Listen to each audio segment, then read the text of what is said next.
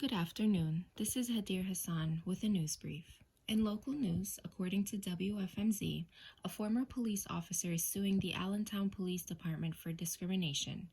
John Tamburello says the Allentown Police District has a history of disciplining its minority officers different than its white police officers. The lawsuit also says that the department has a history of perpetrating racist behavior towards minority police officers. Tamburello claims that he shouldn't have been terminated for a 2019 incident where two other officers were involved in response to a burglary. The lawsuit states that the defendant ran into Tamburello with his car, causing Tamburello to fire his firearm. The other two officers also fired their guns even though they didn't get hit with the car. One officer received a 10-day suspension while the other saw no discipline, the suit said. The lawsuit also lists several alleged incidents where white police officers should have been disciplined but faced little to no consequences. Tamburello suing the department on counts of discrimination and hostile work environment and is asking for back pay, front pay, reinstatement, and other relief.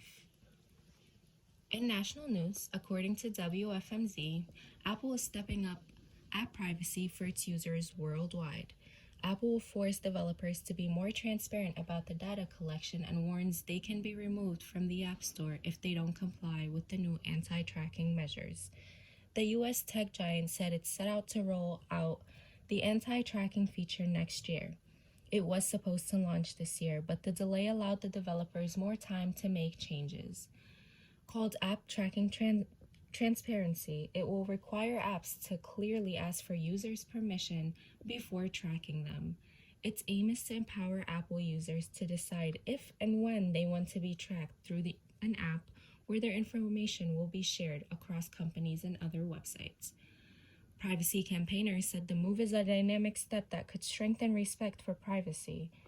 Each app's listing will highlight key information about the data collected and a summary of its privacy policy.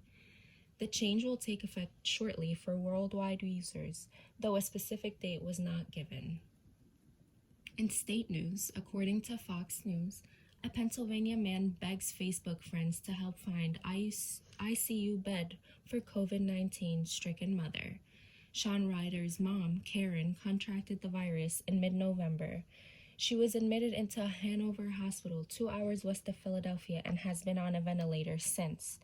As her condition worsened, Karen needed an ECMO machine, a device the Hanover Hospital didn't have. Since the recent spike in cases across Pennsylvania, ICU beds have been at capacity.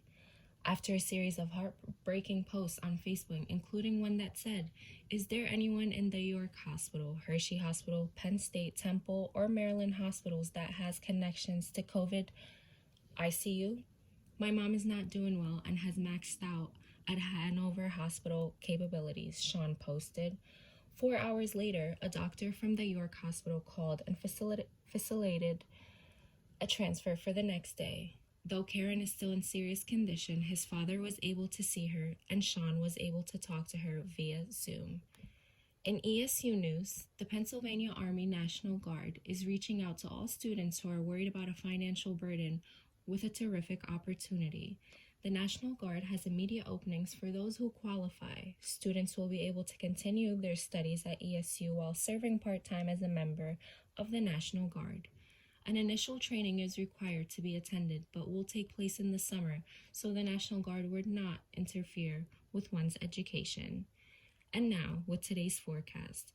The current temperature is 39 and partly cloudy with a high of 43 and a low of 28.